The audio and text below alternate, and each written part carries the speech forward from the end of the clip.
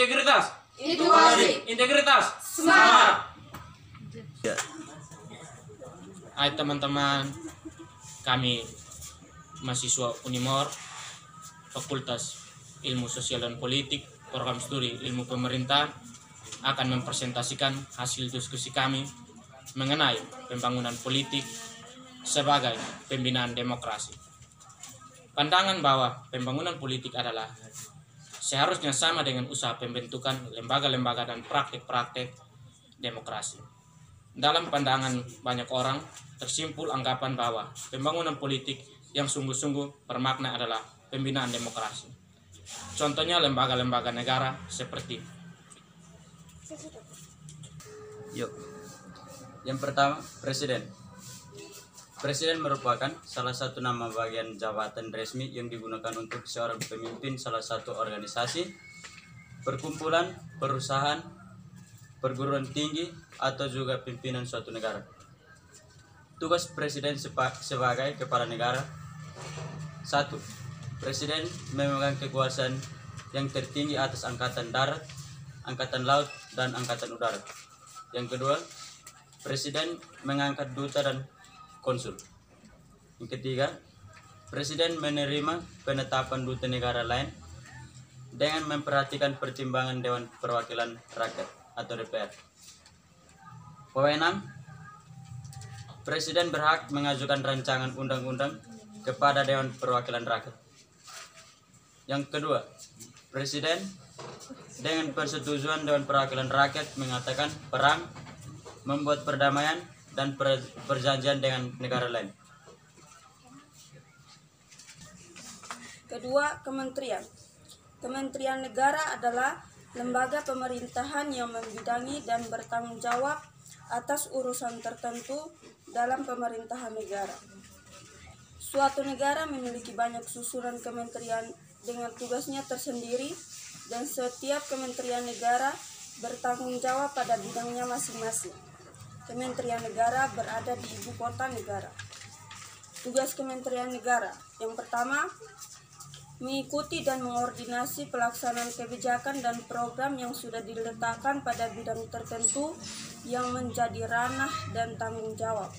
Yang kedua, menampung berbagai masalah yang muncul dan mengusahakan penyelesaian masalah tersebut dengan mengikuti semua perkembangan keadaan di bidang yang harus dikoordinasikan.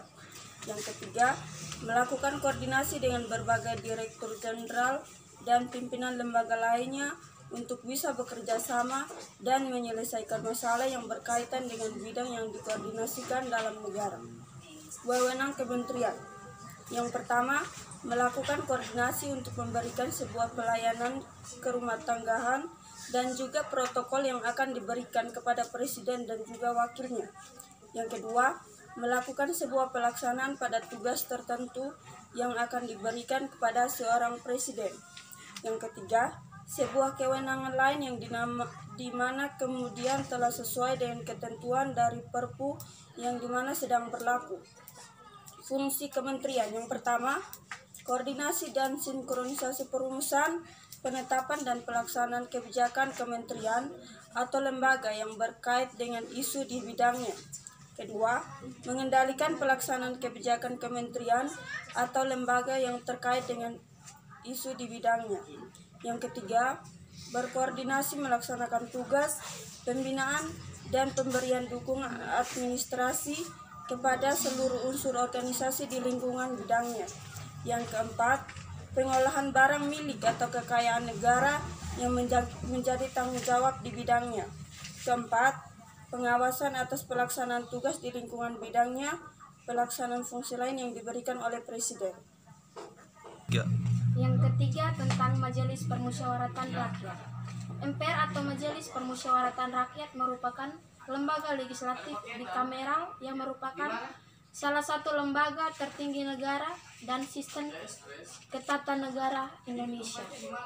Keanggotaan MPR terdiri dari atas DPR, Dewan Perwakilan Rakyat, DPD, Dewan Perwakilan Daerah, yang dipilih melalui pemilu. Yang pertama, fungsi MPR. Sebelum dan sesudah adanya amandemen Undang-Undang 1945 tetap sama seperti berikut. Yang pertama, MPR sebagai lembaga perwakilan rakyat mengawasi jalannya pemerintahan yang dilakukan oleh pemegang kekuasaan eksekutif agar kekuasaan pemerintah tidak menindas rakyat. Dengan demikian, kekuasaan MPR tidak dijalankan secara sewenang. Yang kedua, sebagai pemegang kekuasaan legislatif untuk menjalankan keinginan rakyat yang diterinspiratifkan dalam undang-undang dan sebagai pembuka undang-undang dasar. Selanjutnya, perlu ada pemahaman beberapa tugas dan wewenang MPR seperti berikut. Yang pertama, mengubah dan menetap undang-undang dasar. Yang kedua, melantik presiden dan wakil presiden berdasarkan hasil pemilihan umum dalam sidang paripurna MPR. Yang ketiga, memperhatikan presiden dan wakil presiden dalam masa jabatannya. Yang keempat, melantik wakil presiden apabila presiden mangkat, berhenti, diberhentikan atau tidak dapat melaksanakan kewajibannya dalam masa jabatannya. Dan yang terakhir, memilih wakil presiden dari 2 calon yang diajukan presiden apabila terjadi kekosongan jabatan wakil presiden dalam masa jabatannya. Yang ketiga, Dewan Perwakilan Rakyat atau DPR. Dewan Perwakilan Rakyat atau DPR adalah sebuah lembaga perwakilan pelaksanaan kedaulatan rakyat yang berkedudukan sebagai lembaga negara. Adapun tugas dan wewenang DPR. Yang pertama, menyusun program legislasi nasional atau prolegnas. Yang kedua, menyusun dan membahas rancangan undang-undang. Yang kelima, Mahkamah Konstitusi. Mahkamah Konstitusi adalah suatu lembaga peradilan sebagai lambang kekuasaan yudikatif yang mengadili perkara-perkara tertentu yang menjadi kewenangan berdasarkan kesatuan Undang-Undang Dasar 1945. Tugas dari Mahkamah Konstitusi. Yang pertama, menguji undang-undang. Yang kedua, memutuskan sengketa kewenangan lembaga negara. Yang ketiga, memutuskan pembubaran partai politik. Yang keempat, memutuskan perselisihan tentang hasil pemilihan umum. Yang keenam, Mahkamah Agung atau MA. Fungsi, tugas, dan wewenang.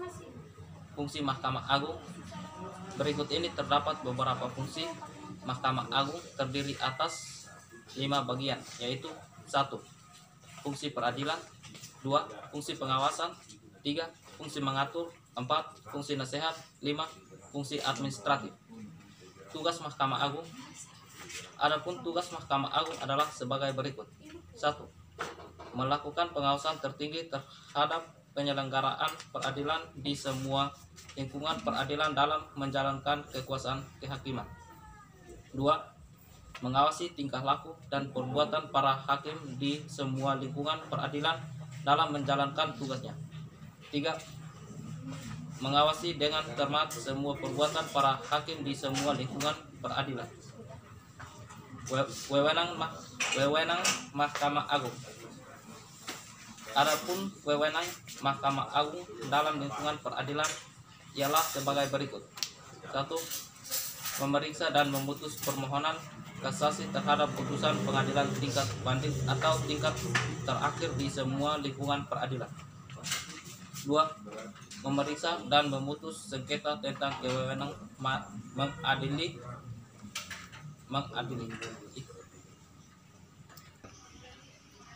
Sekian dan terima kasih.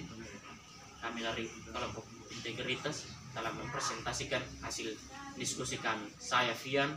Saya Aryani. Saya Ivana. Saya Joseph. Saya Ardi.